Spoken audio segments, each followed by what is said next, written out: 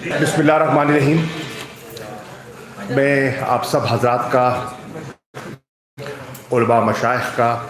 بہت مشکور ہوں اور درخواست کرنا چاہوں گا قبلہ مفتی منیب الرحمان صاحب سے کہ اس پریس کانفرنس کا آغاز فرمائیں۔ بسم اللہ الرحمن الرحیم۔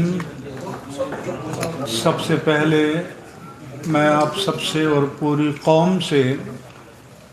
التجا کرتا ہوں کہ ہماری مسلح افواج کے جو جوان دفاع وطن میں شہید ہوئے، ہماری پولیس کے جو جوان اپنا فرض منصبی ادا کرتے ہوئے شہید ہوئے، تحریک لبیک پاکستان کے جذبہ محبت رسول سے معمور جو نوجوان شہید ہوئے، یا رب العالمین ان تمام شہداء کو اپنی بارگاہ عالی میں مغفرت کاملہ نصیب فرما، ان کو اور ہم سب کو آخرت میں شفاعت سید المرسلین نصیب فرما، اور ان کے لواحقین، متعلقین اور اعزاء کو صبر جمیل اور اس صبر پر اجر عطا فرما، اور ریاست سے اپیل ہے کہ ان کے پسماندگان کی کفالت کے لیے کوئی انتظام فرمائیں۔ اس کے بعد میں میڈیا کے دوستوں کا شکریہ ادا کرتا ہوں کہ وہ خیر کے فروغ کے لیے ہمارے ساتھ، پوری قوم کے ساتھ، ملت کے ساتھ تعاون کریں گے اور تمام معاملات کو مثبت رنگ میں لیں گے۔ تحریک لبیک پاکستان کے دھرنے سے جو صورتحال پیدا ہوئی، اس سے عہدہ برآں ہونے کے لیے وزیر اعظم پاکستان نے حکومت کی جانب سے ایک انتہائی سنجیدہ اور ذمہ دار 3 افراد پر مشتمل اپنی کمیٹی قائم کی۔ محترم جناب شاہ محمود قریشی صاحب وزیر خارجہ پاکستان، محترم جناب اسد قیصر صاحب اسپیکر قومی اسمبلی، محترم جناب علی محمد خان صاحب وزیر مملکت برائے پارلیمانی امور، اور اس کے ساتھ ساتھ تحریک لبیک پاکستان کی شورا کی نمائندگی جناب مفتی محمد عمیر الازہری، علامہ غلام عباس فیضی اور حافظ محمد حفیظ صاحب نے کی۔ میں وزیر اعظم کا شکر گزار ہوں کہ انہوں نے جو کمیٹی قائم کی اس کو امپاور کیا، اس پر پورا اعتماد کیا، اور انہوں نے بھی نہایت متانت اور سنجیدگی سے اس مسئلے کے حل کرنے میں اپنا کردار ادا کیا، اور اسی طرح سے ایسا ہی رویہ تحریک لبیک پاکستان کی شورا کی طرف سے ہمیں ملا، اور جو معاہدہ قرار پایا اسے تحریک لبیک پاکستان کے امیر حافظ سعد حسین رضوی کی بھی تائید و حمایت حاصل ہے۔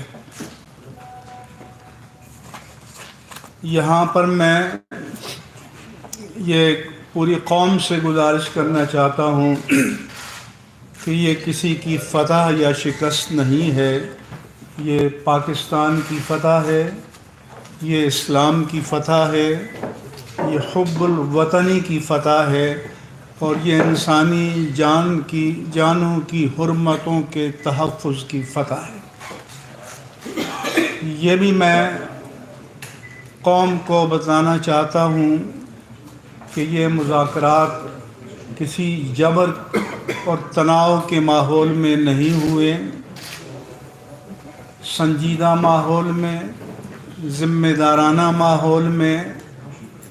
اور آزادانہ طور پر ہوئے۔ اس لیے اس میں سب کا حسب مراتب کنٹریبیوشن ہے، حصہ ہے،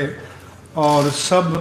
ہماری اور پوری قوم کے شکریہ کے حقدار ہیں۔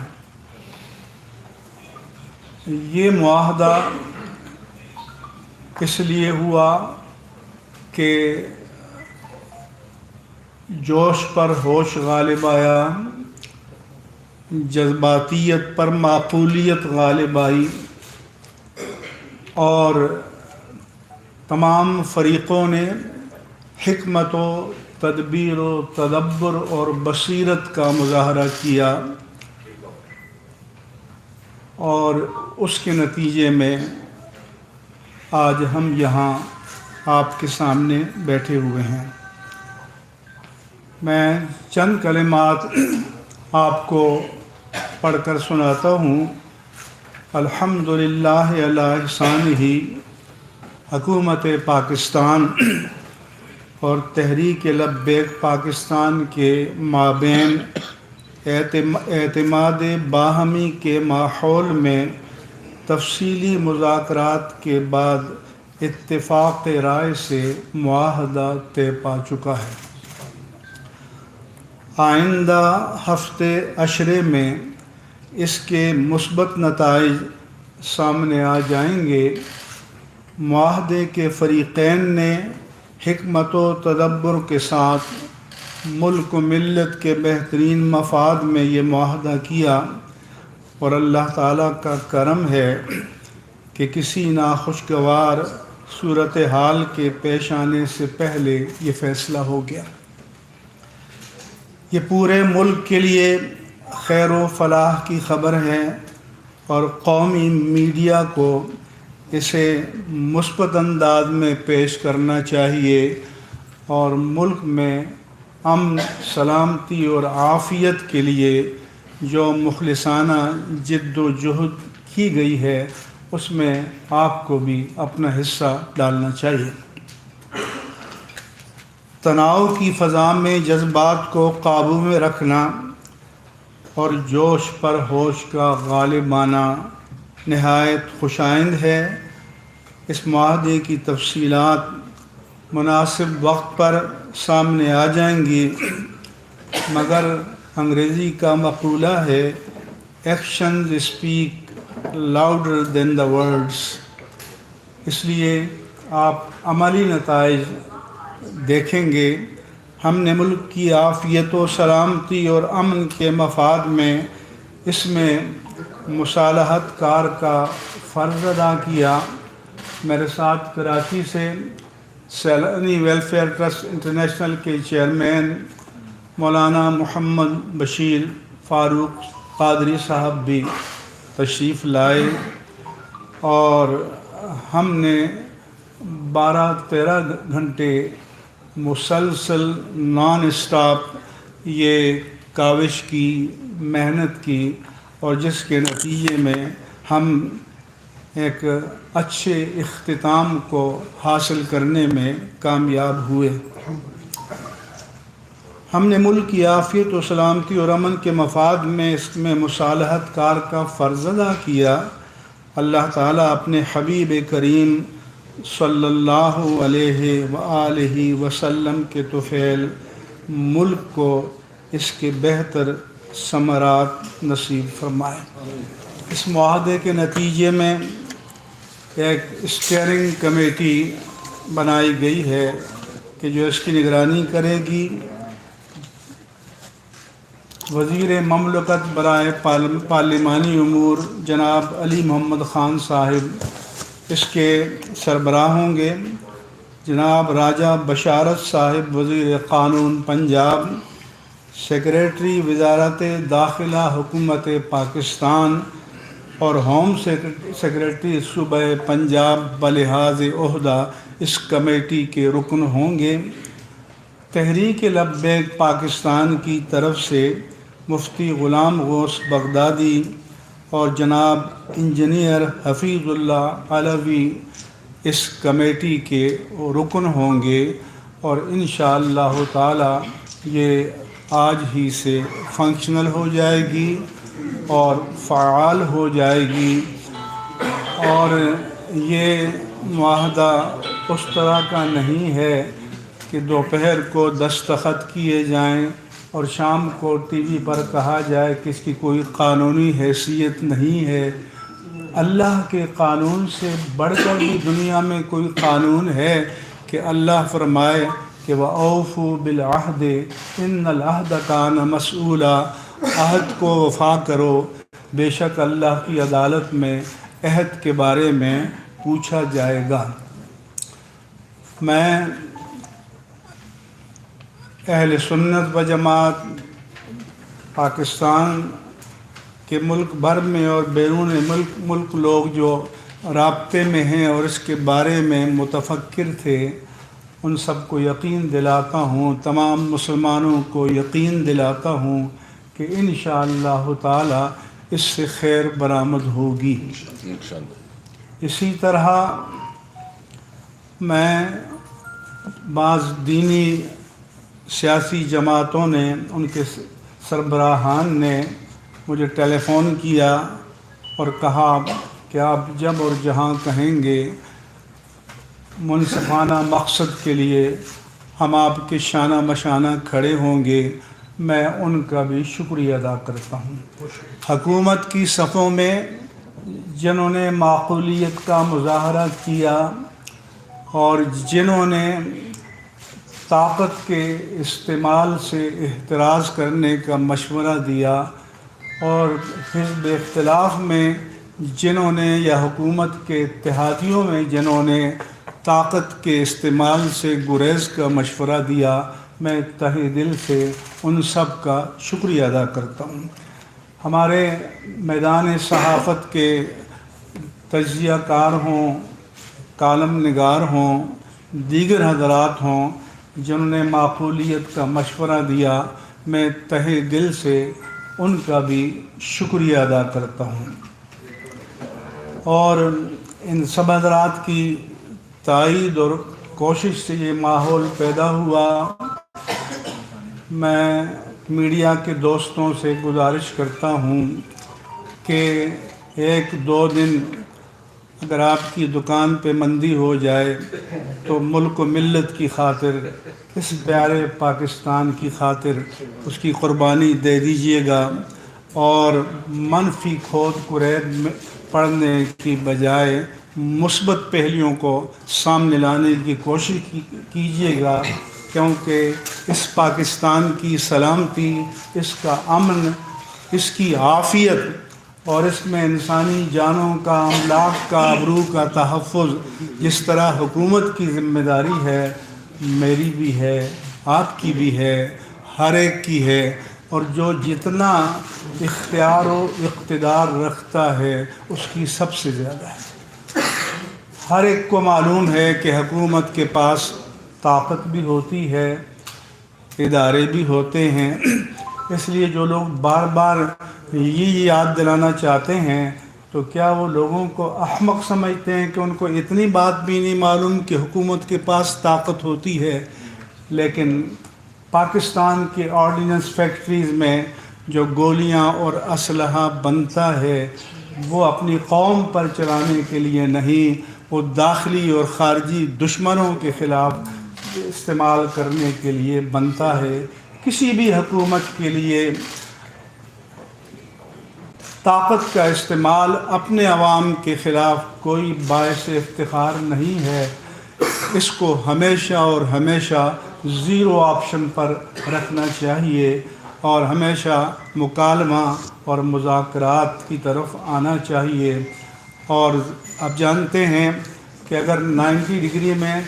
کھڑے ہو جائیں دونوں تو مسئلے حل نہیں ہوتے۔ ملک کی خاطر، عافیت کی خاطر، سلامتی کی خاطر تھوڑا بہت ہر فریق کو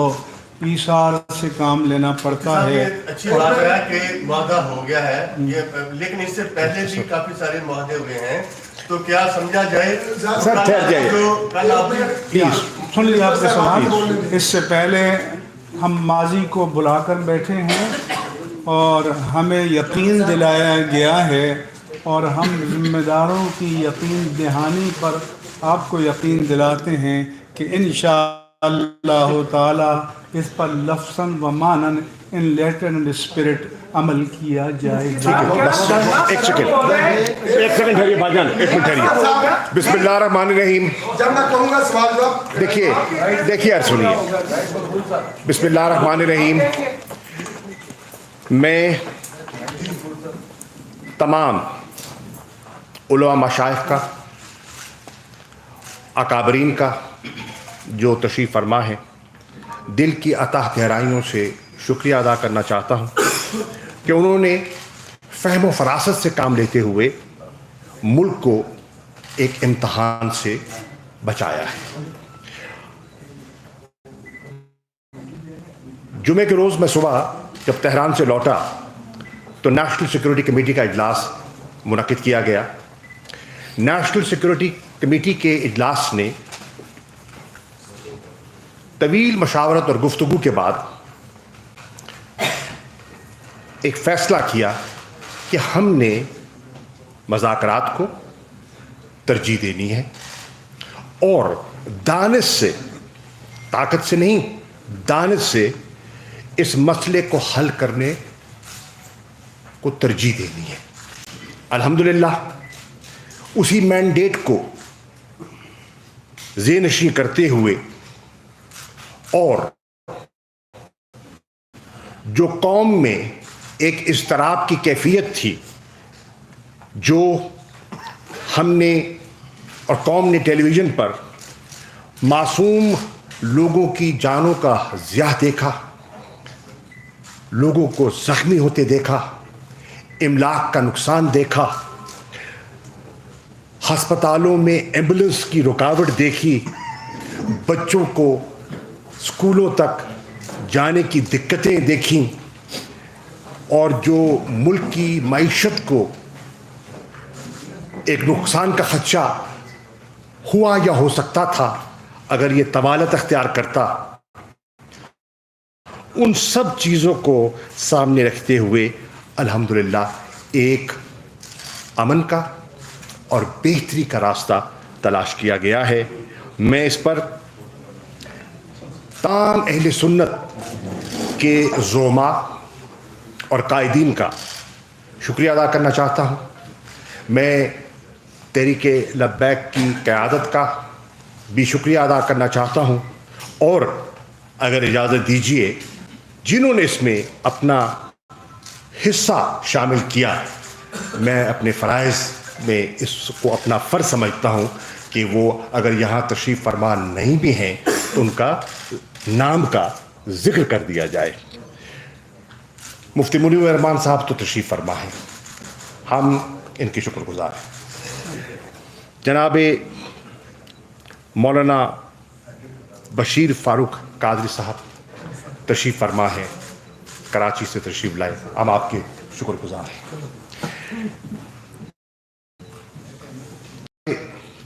سروت اعجاز قادری صاحب،